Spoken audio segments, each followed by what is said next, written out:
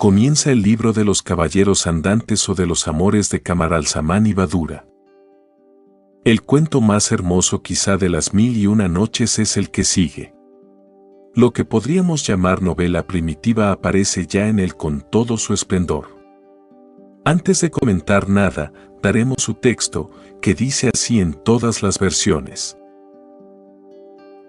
En el vasto mar que baña las costas de Persia hay una isla que se llama de los hijos de Calendan, poblada de ciudades florecientes y antiguamente gobernada por el rey Schahzaman, quien tenía 4 mujeres legítimas y 60 concubinas.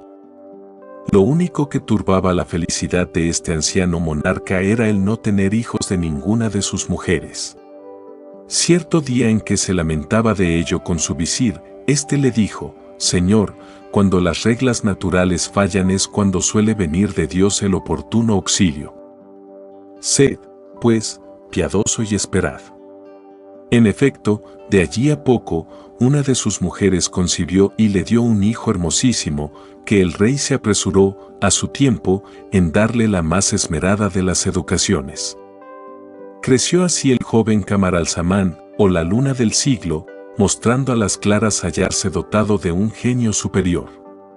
Desgraciadamente, aunque alcanzara ya la edad núbil, se mostró siempre refractario a toda idea de matrimonio que asegurase al anciano rey la continuación de su dinastía. Siempre decía que las mujeres son pérfidas y no dan sino disgustos, según había leído en los libros de los sabios. Exasperado, el rey amenazóle con sus iras, pero el príncipe siguió resistiéndose y por todo conseguir. Solo logró de su padre que le diese un año de plazo para resolverse. Con tal motivo entre padre e hijo mediaron grandes discusiones acerca de si el hombre debería casarse para continuar así los dolores de la humanidad, o era preferible el ascetismo absoluto. Pasado el plazo y continuando el príncipe en su resistencia, el padre le mandó encerrar en una vetusta torre, abandonada hacía siglos, bajo la custodia de un solo esclavo para que le sirviese. Allí respiró el joven con más libertad, lejos de las inoportunidades paternas, y consagrándose al estudio se le hizo muy llevadero su aislamiento. Conviene saber, además, que en aquel antiguo retiro había una cisterna, morada, desde hacía tiempo, del hada Maimuna, hija del poderoso genio Danriat. Cierta noche en que el hada se echaba al mundo, según costumbre, hubo de quedarse pasmada ante la hermosura y gallardía del dormido príncipe Camaralzaman. Tanto que, luego de haberle besado en ambas mejillas, voló al encuentro del rebelde genio Danash, quien le dijo: «Vengo de los confines de la China, donde su rey Gayur tiene por hija a la más hermosa doncella que el mundo ha visto, y para guardarla la ha encerrado en un palacio espléndido rodeado de 7 muros, el uno de cristal de roca, el otro de bronce, el tercero de finísimo acero, el cuarto de oricalco, el quinto de piedra imán, el sexto de plata y el séptimo de oro. Los reyes más poderosos solicitan casarse con la joven, pero ella se resiste obstinadamente al matrimonio, por lo cual el padre, creyéndola loca, la tiene encerrada en el palacio con su ama de leche y otras 9 sirvientas, habiendo hecho pregonar por todo el reino y los vecinos que a quien acierte a curarla de su locura le sería dada por esposa.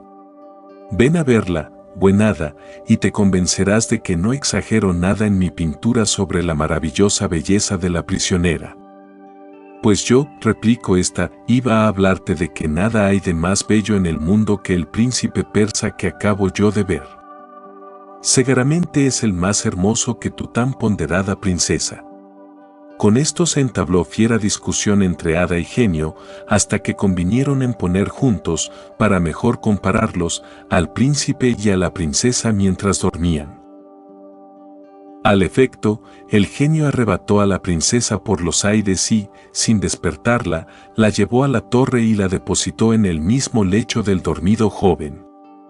Pero entrambos eran, en verdad, tan hermosos que la discusión entre hada y genio continuó más enconada aún. Para ponerla a término hicieron juez de ella a Caschach, jefe de los genios, quien, perplejo ante el problema, no halló solución mejor que la de que se los despertase alternativamente para ver cuál era de mayor belleza moral, ya que en la física era imposible decidir. Se convino en que sería reputado por más hermoso el que, al despertar, diese al otro mayores muestras de ternura y de cariño.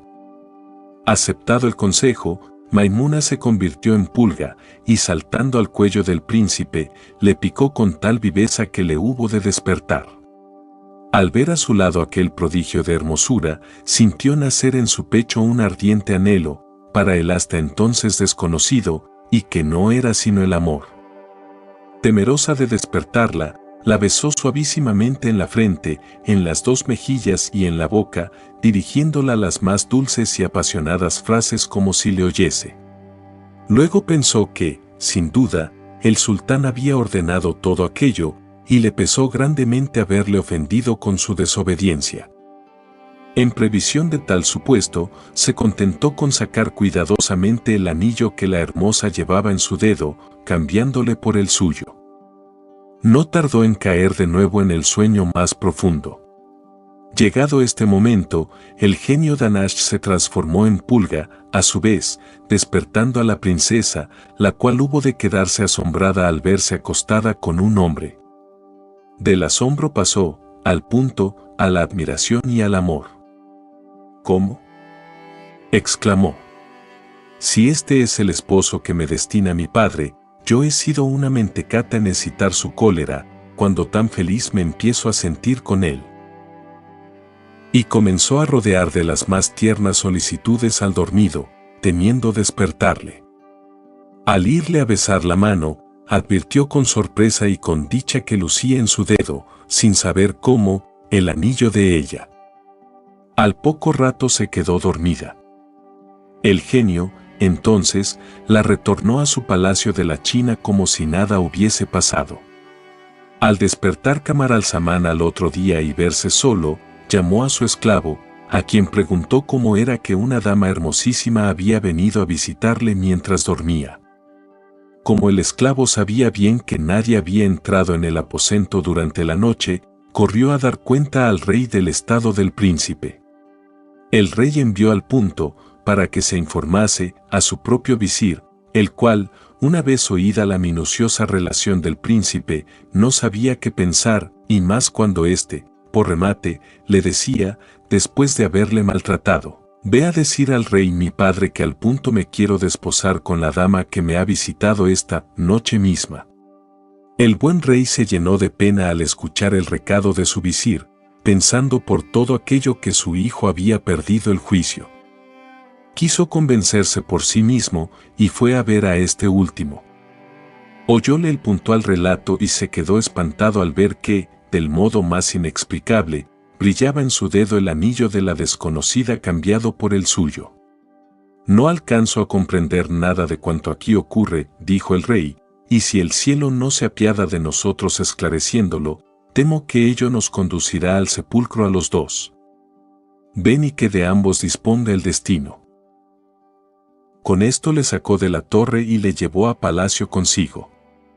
En tanto acaecía lo dicho en la corte de los calendanos, ocurría otro tanto en la capital de la China. La joven princesa, al despertar, llamó a gritos a sus sirvientas preguntándolas por el príncipe a cuyo lado había dormido, y como no acertasen a explicarse el hecho ni a contestarla, las maltrató. El ama de leche de la joven refirió aterrada al rey el estado en que se hallaba esta última, temiendo por su razón. Gran espanto sufrió también el rey al informarse de ello, y más al ver lucir en el dedo de la joven el inexplicable anillo del príncipe. Reunió su consejo y ordenó se pregonase que casaría a la princesa con aquel que lograse curarla de su locura. Con el incentivo de la doble oferta del reino y la corona, acudieron de las 4 partes del reino infinidad de curadores, sin acertar la causa del mal. 150 astrólogos, mágicos y médicos que pretendieron lograrlo y fracasaron sucesivamente, fueron fracasando y el rey los hizo cortar a todos la cabeza. Pero el ama de leche tenía un hijo peritísimo en todas las ciencias y llamado Marzaban, quien, informado del caso, se hizo conducir secretamente por su madre a la presencia de la princesa, deseoso de hallar cura para su mal. Cuando esta última le hube contado por vi la triste historia de su imposible amor, se informó bien de las señas del príncipe y despidiéndose de ella, no sin encargarla se armase de gran paciencia, se puso a recorrer uno por uno los reinos todos, sin oír hablar en ellos de otra cosa que de la hermosura de Badura, la princesa de la China, hasta que, al cabo de largos meses, arribó a Torf, populosa ciudad marítima, donde ya no se oyó hablar de la princesa Badura y sí del príncipe Camaralzaman, de quien se decía que estaba muy enfermo y se contaba una soñada historia de amor idéntica a la de la princesa de la China. Al escucharlo se llenó de gozo, informándose de que para llegar a la corte del príncipe había dos caminos, uno más largo, por tierra, y otro más corto, por mar. Marzaban eligió este último, embarcándose, pero, antes de llegar a la capital, se estrelló su barco por impericia del piloto, y apenas si pudo ganar a nado la costa, siendo luego llevado al visir, quien, al ver la distinción de su porte y su mucha sabiduría, le contó la historia y le preguntó si sabría de algún medio para devolver al príncipe su salud. No necesitó más Marzaban para poner por obra su designio, y se hizo conducir ante el desdichado príncipe. Grandísima fue su sorpresa al ver cuán enorme parecido mediaba entre éste y la princesa, tanto que, sin cuidarse de la presencia del rey y del visir, no pudo menos de exclamar: «¡Cielos! Si son idénticos». Estas palabras asombraron tanto al príncipe que salió de su letargo, en el que llevaba días y días. Entonces, aprovechando la ocasión, el sabio Marzaban se apresuró con su imaginación vivísima a contarle al príncipe, en versos alegóricos, ininteligibles para los presentes, todo cuanto pasaba por el alma de la princesa desde el día de su ensueño de amor.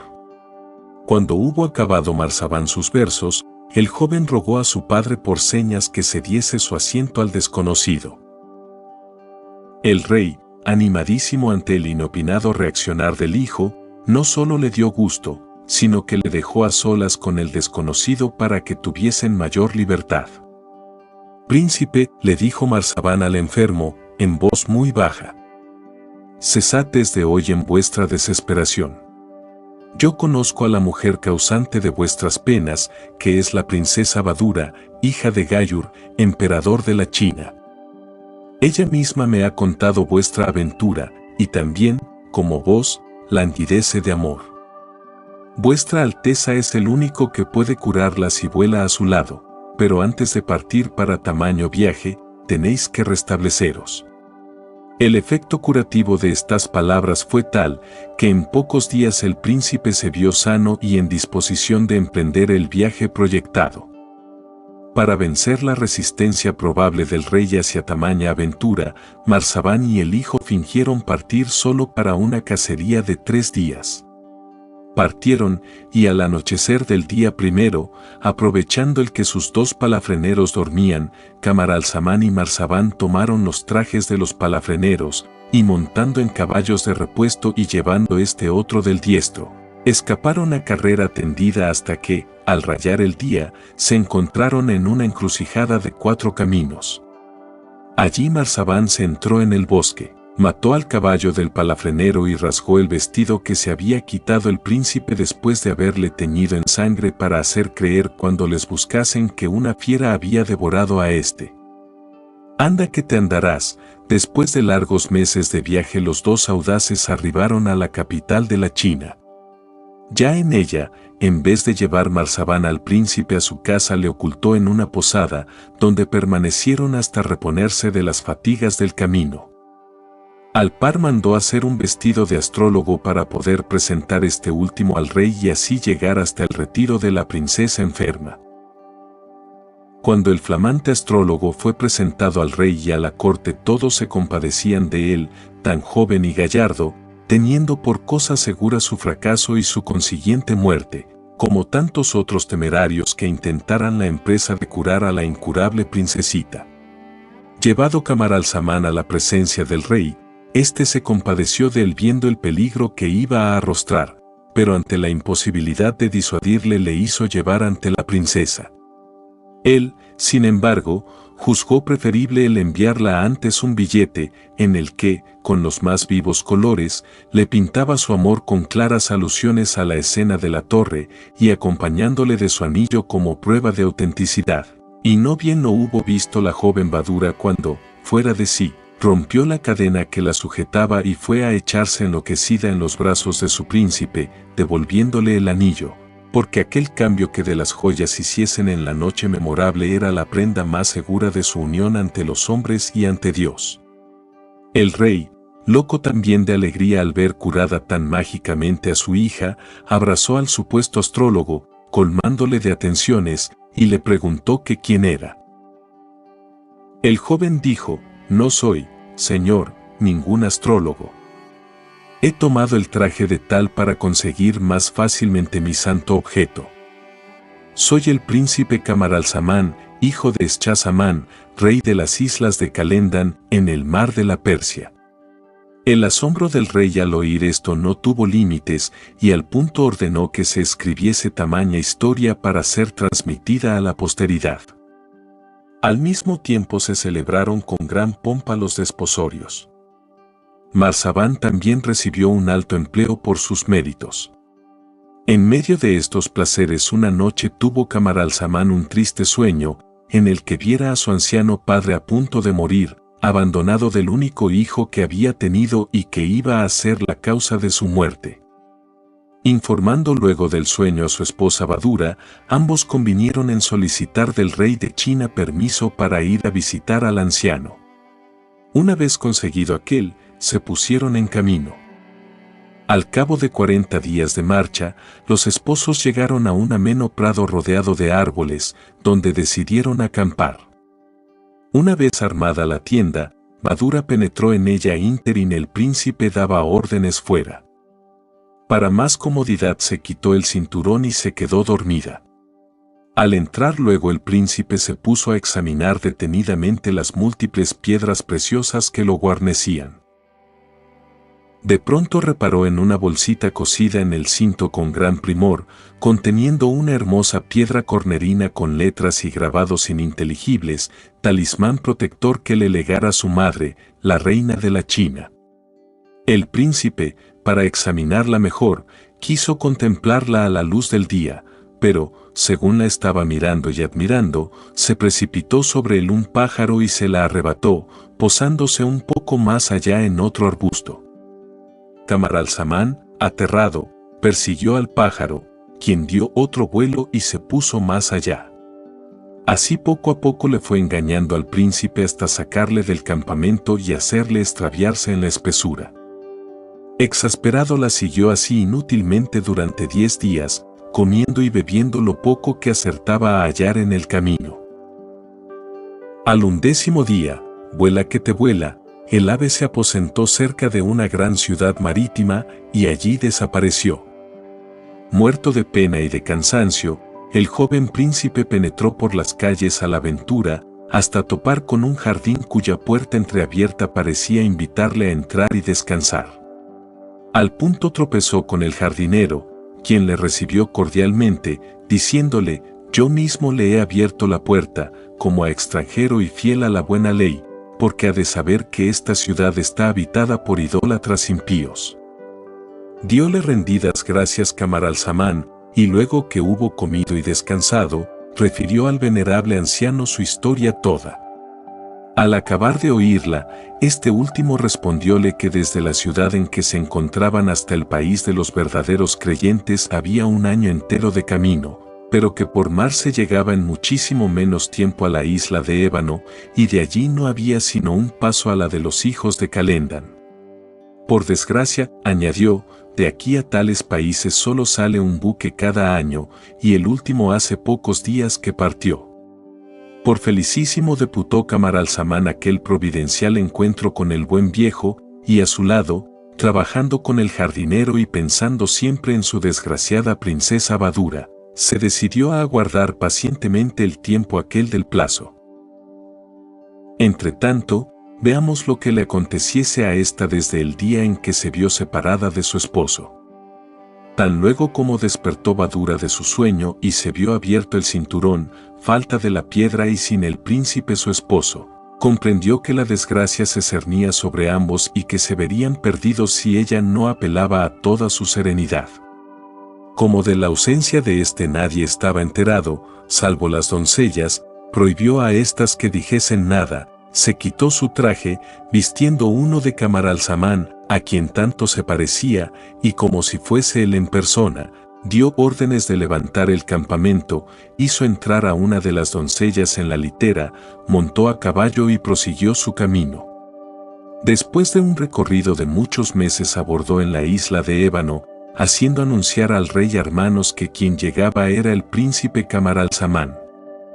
Armanos recibió al supuesto príncipe con los honores debidos a su rango, decretando festejos en su obsequio durante 3 días. Luego, prendado del mismo, le propuso el casarle con su hija. Badura, temiendo las iras del rey si se descubría su embuste, tuvo que seguir representando su papel de príncipe y desposarse con la princesa Ayatalnefus, que así se llamaba la hija del rey de Ébano. Ya en la cámara nupcial, Badura no tuvo más remedio que confesar su sexo a Ayatalnefus, pidiéndola perdón y protección, después de haberle contado su increíble historia. Ayatalnefus, que era también un alma grande y compasiva, se llenó de piedad ante tamañas desgracias, y, abrazando a Badura, la prometió secreto y protección. De esta suerte continuó la princesa Badura gobernando tranquilamente su reino a satisfacción del rey y de toda la nación, y en espera de días mejores, que relataremos luego que hayamos dicho lo que, entre tanto, aconteciese al verdadero príncipe Camaralzaman en el jardín de la ciudad. De los perversos idólatras. El santo jardinero dijo cierto día, al cabo de muchos meses, a su huésped: los idólatras celebran hoy una gran fiesta y se irritarían si nos viesen trabajar. Yo voy, pues, a la ciudad para preparar su embarque próximo, y tú entre tanto descansarás. Y se alejó. Camaralzaman se recostó bajo un árbol pensando en su felicidad pasada y en su desgracia presente, aunque sin desesperar para lo futuro. Súbito advirtió que entre las ramas del árbol reñían 2 aves, cayendo de allí a poco muerta una de ellas a sus propios pies. Luego llegaron otras 2 aves más grandes, y con muestras de gran dolor la enterraron junto al árbol, y trayendo apresada al ave matadora, la sacrificaron también a picotazos sobre la tumba misma de la víctima, abriéndola el vientre y dejándola insepulta para pasto de los gusanos. Asombrado el joven de cuanto veía, sin podérselo explicar, se llegó a esta última ave, advirtiendo con alegría que por entre sus entrañas desgarradas aparecía una cosa encarnada, que no era sino la piedra cornerina, talismán de su inolvidable Badura. No hay palabras con que expresar la alegría de Camaralzaman y más cuando, después de haber besado y bañado en lágrimas de ternura la preciosa piedra, que se ató cuidadosamente al brazo, vio entrar a su protector con la más grata noticia, acerca de su próxima y probable partida. Al día siguiente, sin haber podido pegar los ojos de alegría, Camaralzaman marchó con su hacha a derribar cierto árbol que quería eliminar el jardinero por sus malos frutos. Al cortar una de sus grandes raíces sonó el suelo a hueco y saltó un objeto metálico, que resultó ser una gran plancha de cobre cubriendo una escalera de 10 peldaños que conducía hasta una espaciosa estancia llena de vasijas de bronce con polvos de oro. En esto llegó el jardinero, anunciándole que el barco para la isla de Ébano saldría de allí a 3 días y que ya dejaba arreglado su embarque en él. Entonces el príncipe le cogió por la mano y le dijo, llevándole ante el tesoro: vea. Dios ha querido recompensarle con este tesoro su noble acción al darme hospitalidad. Todo es vuestro. Pero el anciano se resistió a admitirle, diciéndole: hijo mío, yo, a mis 80 años y vecino ya al sepulcro, para nada le necesito a un tesoro que no he encontrado, sino tú. Le cargarás, pues, como equipaje y que él no te depare sino venturas.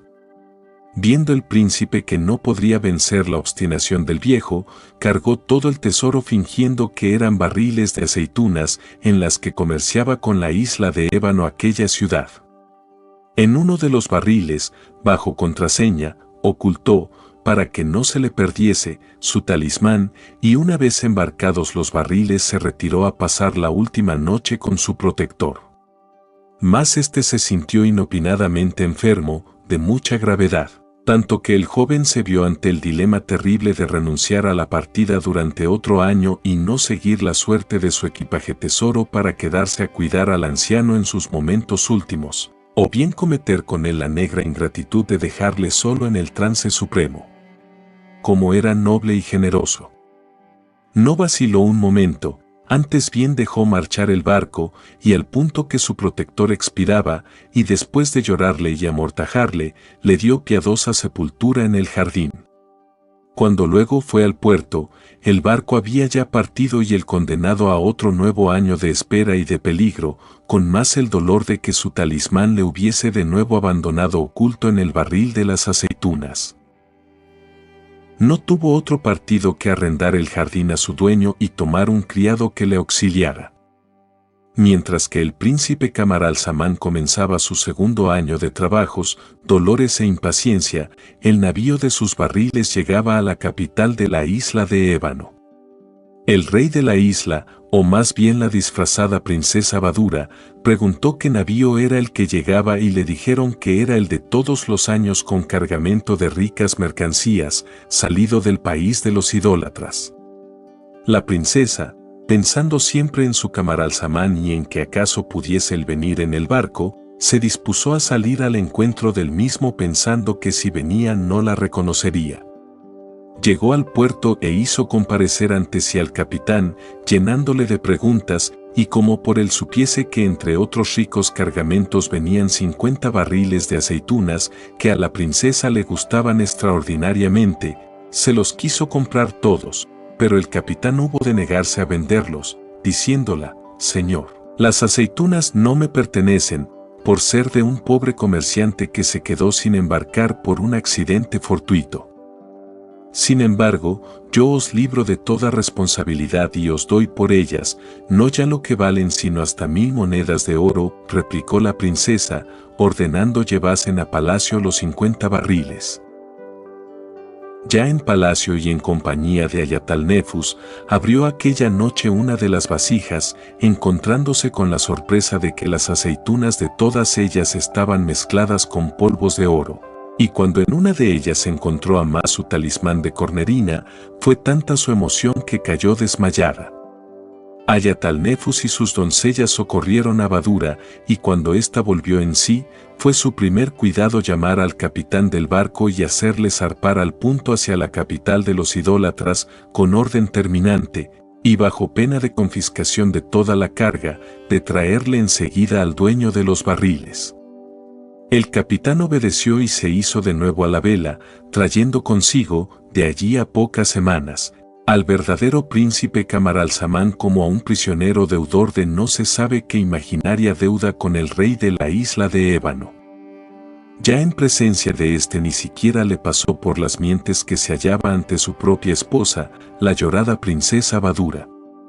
Esta regaló al capitán del barco un riquísimo diamante, dejándole en libertad de que dispusiese de su barco, sus mercancías y su persona, y se concertó con Ayatalnefus, la princesa de Ébano, acerca del modo mejor de darse a conocer a Camaralzaman. Lo primero fue hacerle introducir en el consejo de la corte y designarle, por su propio nombre, como consejero, cosa que llenó de asombro a Camaralzaman, no sabiendo cómo podría conocerle el supuesto rey, quien le hizo instalar en un lujosísimo palacio, nombrándole tesorero general. Conviene advertir que al desposarse con Ayatalnefus, la princesa Badura había adoptado el mismo nombre de hermanos que llevara su antecesor y suegro. Renunciamos a narrar, por feliz y maravilloso, lo que ocurrió después. Baste decir que Badura fue preparando poco a poco el ánimo de Camaralzaman para que la alegría no le perjudicase con su emoción demasiado fuerte, hasta que cierta noche le llevó a su propio palacio, y, despojándose de sus vestidos de hombre, se arrojó en sus brazos, después de mostrarle el perdido talismán. Ya en el lecho le informó punto por punto de sus aventuras increíbles y le hizo narrar a Camaralzaman las no menos increíbles suyas con el ave y con el jardinero de la ciudad de los idólatras. Al otro día Badua se reveló con su verdadero nombre y sexo al viejo rey Armanos, quien tanto se sorprendió con la historia que la hizo perpetuar por sus escribas.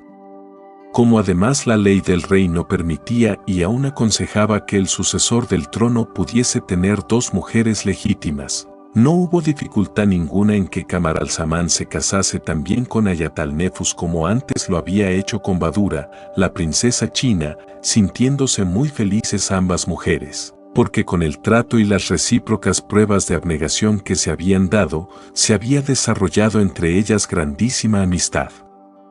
Cada una de las esposas le dio a Camaralzaman de allí a un año un hermoso hijo en medio de la alegría del reino todo. Al hijo de Badura se le llamó Amjad y Asad al hijo de Ayatalnefus. Criáronse los 2 príncipes hermanos, Amjad y Asad, con el mayor esmero en la corte de su padre, Camaralzaman, dándoseles los mismos ayos e iguales preceptores, con lo cual se sintieron unidos por un cariño inmenso, hasta el extremo de que nada sabía hacer el uno sin el otro, viviendo siempre juntos.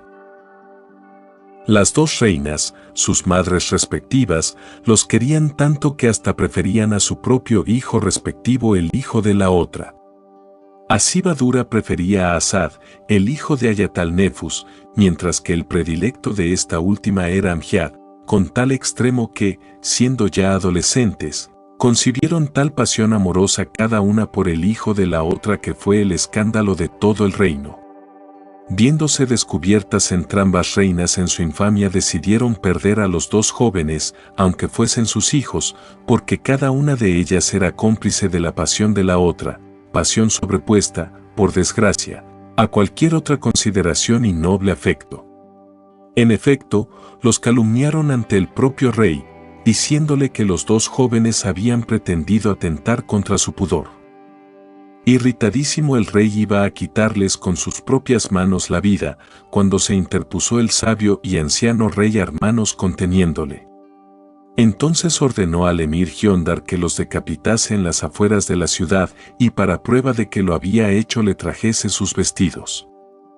Obediente el emir tomó respetuosamente por la mano a los 2 príncipes y pidiéndoles perdón por lo que en él no era sino el doloroso cumplimiento de un mandato de su soberano, se dispuso a decapitarlos. Pero acaeció una cosa muy singular, como era tan hondo y sincero el fraternal afecto que entrambos hermanos se profesaban, hubo de entablarse entre ellos un conmovedor pugilato, porque cada uno quería morir antes que ver morir al otro. Emocionadísimo el emir ante la pureza y la inocencia que se revelaba en aquellos juveniles semblantes, tuvo como una secreta intuición de que no eran culpables, pero como tenía que obedecer cortó el pugilato atándolos juntos para cortarles las 2 cabezas de un solo tajo. La inocencia tiene siempre una protección desconocida e invisible, así que ocurrió lo que menos podía pensarse, y es que al sacar Giondar el sable, su reflejo hirió inopinadamente la vista del caballo del emir, haciéndole espantarse, romper las riendas y escapar a galope selva adentro. El emir, que le tenía en gran estima, temiendo perderle corrió tras de él, dejando abandonados a los 2 infantes, quienes, al sentir los tormentos de la sed, se desataron y se fueron para la fuente vecina.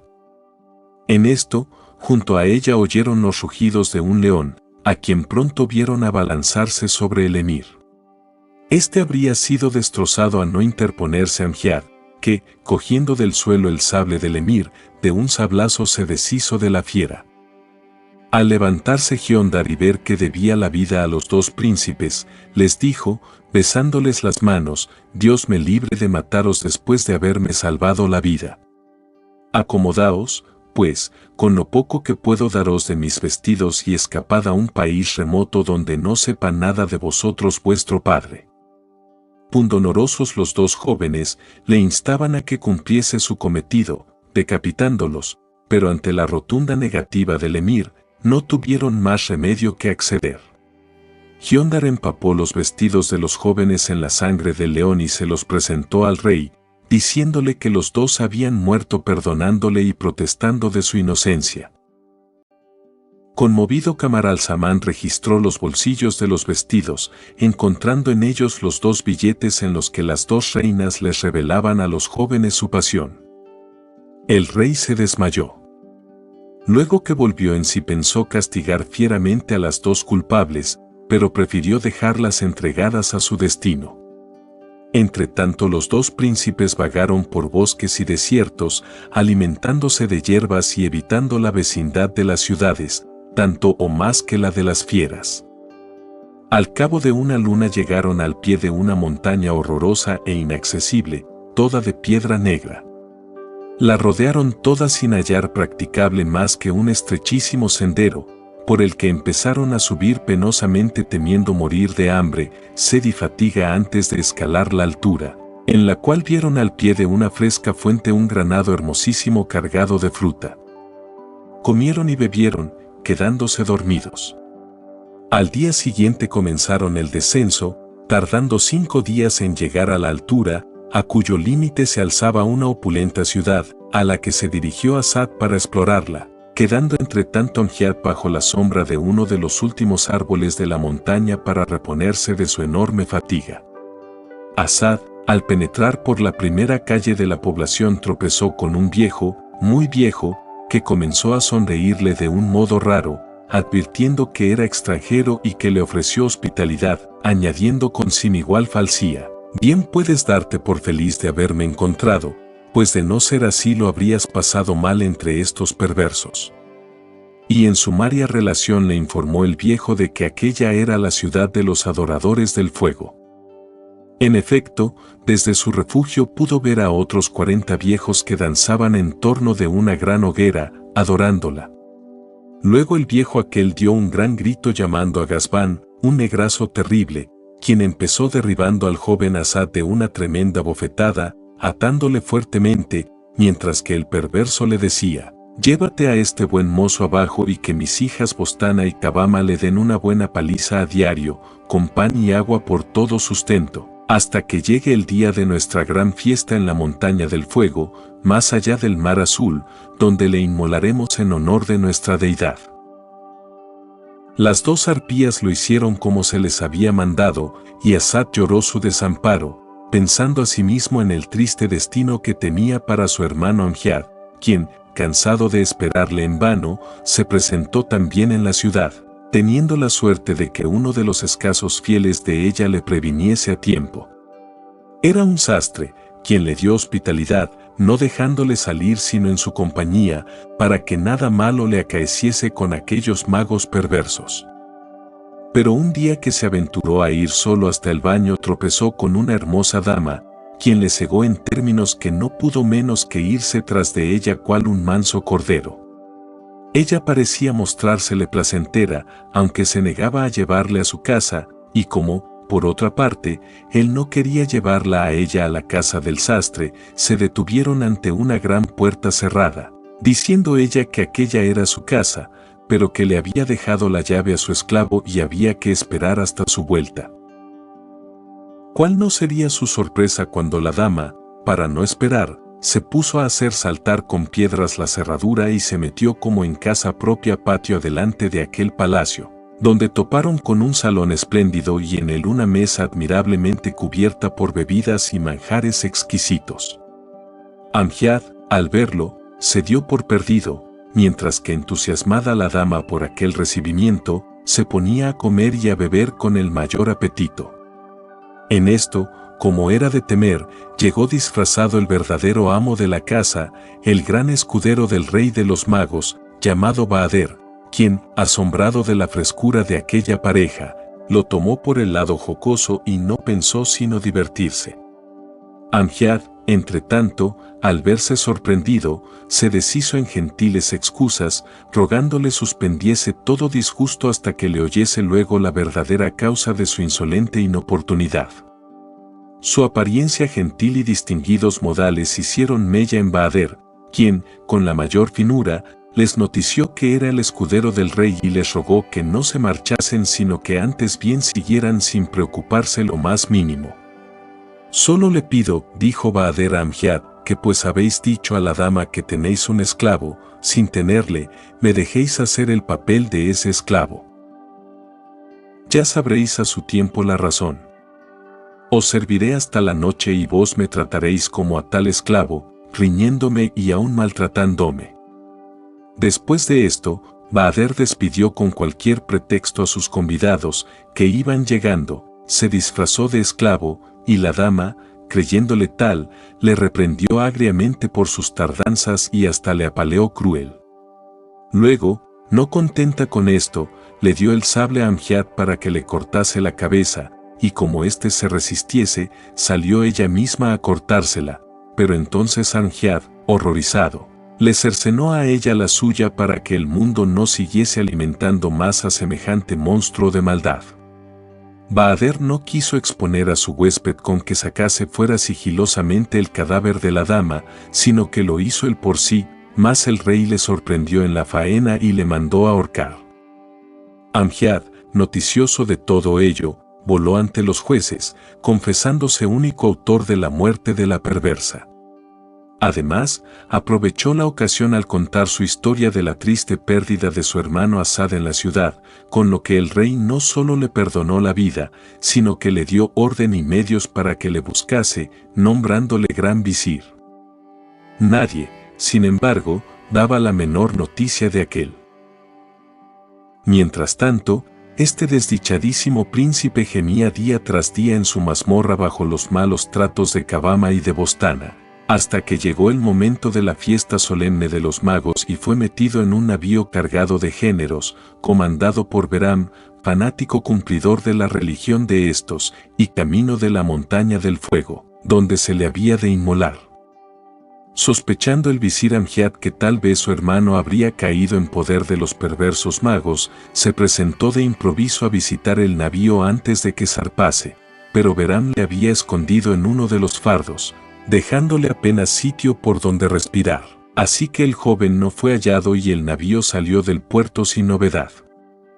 Después de algunos días de navegación, el viento se volvió contrario, con una furiosa tempestad, y el barco perdió el rumbo, quedando a merced de las olas y abordando al fin a la capital de la piadosa reina Margiana, enemiga mortal de los adoradores del fuego, a quienes tenía prohibido desembarcar en sus estados.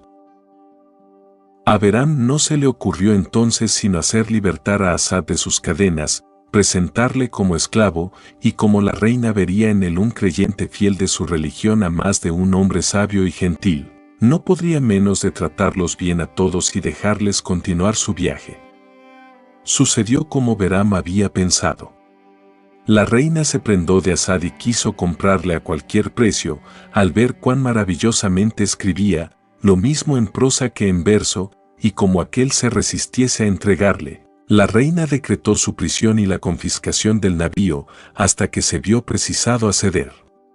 La reina se llevó consigo a Asad, le hizo bañar, perfumar y vestir regiamente, e informada luego de su historia le sentó a su mesa y le dio de comer de un modo opíparo, hasta el punto de que, sintiéndose el joven algo indispuesto, salió a tomar un poco de aire al jardín, al lado de una fuente deliciosa, donde se quedó dormido. La fortuna, sin embargo, seguía siéndole adversa a Asad, porque mientras dormía tranquilamente, hete aquí que Beram y sus gentes, antes de partir, se les ocurrió al pasar por el jardín, camino del puerto, entrar a hacer aguada en aquella fuente. Al ver dormido junto a ella al mancebo se echaron sobre él, le amarraron sin dejarle gritar y se le llevaron, volviéndole inmediatamente a su mazmorra en el navío, que al punto levó anclas y escapó camino de la montaña del fuego. Nunca queda impune el delito, que tarde o temprano se descubre. Así pasó en aquella ocasión, pues la reina, impaciente por la tardanza de Asad, le hizo buscar en vano por todo el palacio, vio entreabierta la puerta del jardín, siguió, y junto a la fuente, topó con una de las babuchas del príncipe. En fin, de deducción en deducción, pronto vino a caer en la cuenta de lo acaecido, y al punto hizo salir 10 navíos de guerra en casa de los malvados, conminándoles a sus capitanes que, si no les traían, les quitaría la vida. Al amanecer del tercer día estos dieron alcance al barco fugitivo, y percatándose de su ruina Behram se quiso deshacer del príncipe, haciéndole arrojar al mar.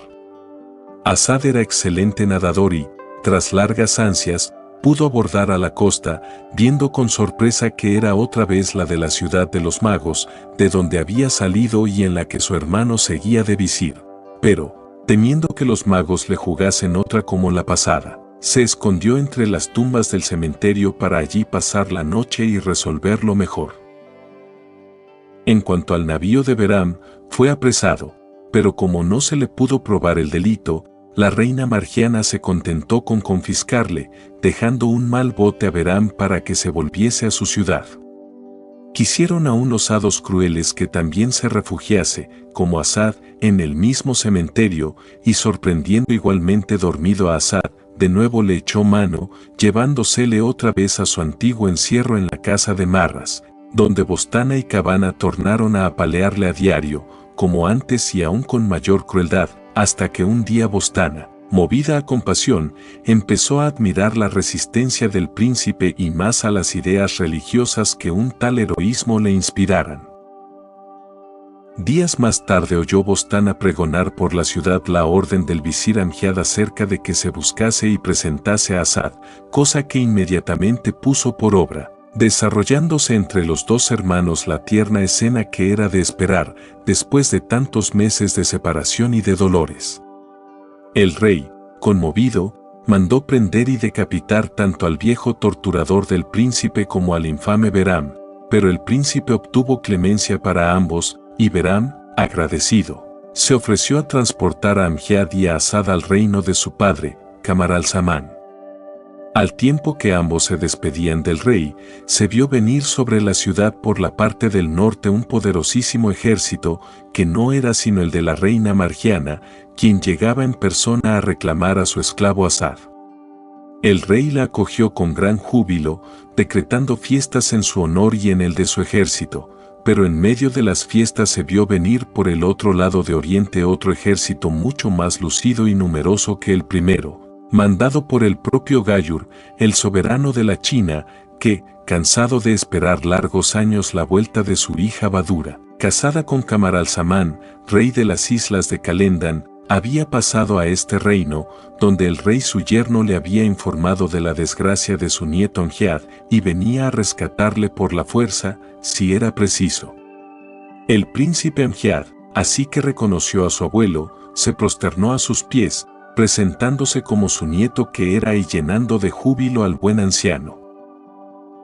Mientras que dicho segundo ejército del rey de la China acampaba junto al primero de la reina Margiana, hete aquí que del lado del sur se presentó inopinadamente un tercer ejército, doble que los otros dos juntos y en el que bien pronto hubo de verse al mismísimo rey Camaralzaman en persona, acompañado de su emir Giondar, quien había acabado por confesarle que no había matado a los príncipes, sino que éstos vagaban errantes por reinos desconocidos, y por ellos los buscaba. Pero no bien había ocurrido esto y acampado el ejército de los de Calendan, como los dos anteriores, del lado del poniente se divisó espesa polvareda producida por un cuarto ejército igual al mayor de los anteriores, y que era nada menos que el del viejo rey de Persia Schahzaman, en busca de su hijo Camaralzaman, del que no había vuelto a saber desde el día en que este último partiese para curar a la princesa Badura, de la China, y después casarse con ella. Ante aquel inaudito suceso de los cuatro ejércitos, la ciudad de los malos magos quedó pasmada, y volvió al fin los ojos a la verdadera luz. Después de haber celebrado con fiestas excepcionalmente suntuosas la concurrencia de los cuatro ejércitos desde los 4 puntos cardinales y las dobles bodas del príncipe Asad con la reina Margiana y del príncipe Amjad con Bostana, en premio a que, con peligro de su vida, había salvado a aquel. El culto idolátrico del fuego quedó así para siempre abolido, imperando solo desde entonces la única y primitiva religión de la verdad, tanto tiempo hacía destronada de aquellos países. Lo muchísimo que podría escribirse acerca del simbolismo de la leyenda de Camaralzaman y Badura, como de sus similares que vendrán después, está resumido en estas tres interpretaciones. A. La interpretación vulgar, constante en todas las obras literarias y artísticas, interpretación de las que surge el eterno símbolo del recíproco amor entre el hombre y la mujer, amor sobre el que la naturaleza ha cimentado su suprema ley de la continuidad de la especie. B. La interpretación necromante de las almas gemelas, por la que a cada ser se le asigna una contraparte conjugada del opuesto sexo, en un sentido de nuestra unión sexual, que difiere poco de la anterior, pero que es de más peligrosa amplitud, tocando al campo del ocultismo.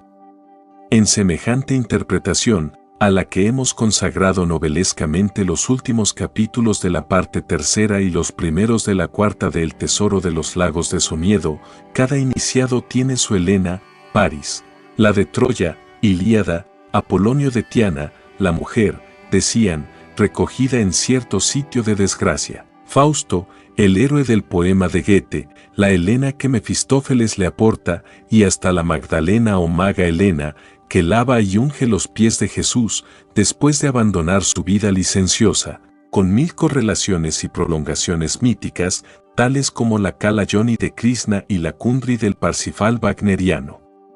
En la imposibilidad de dar aquí más detalles, remitimos encarecidamente al lector a los pasajes aquellos.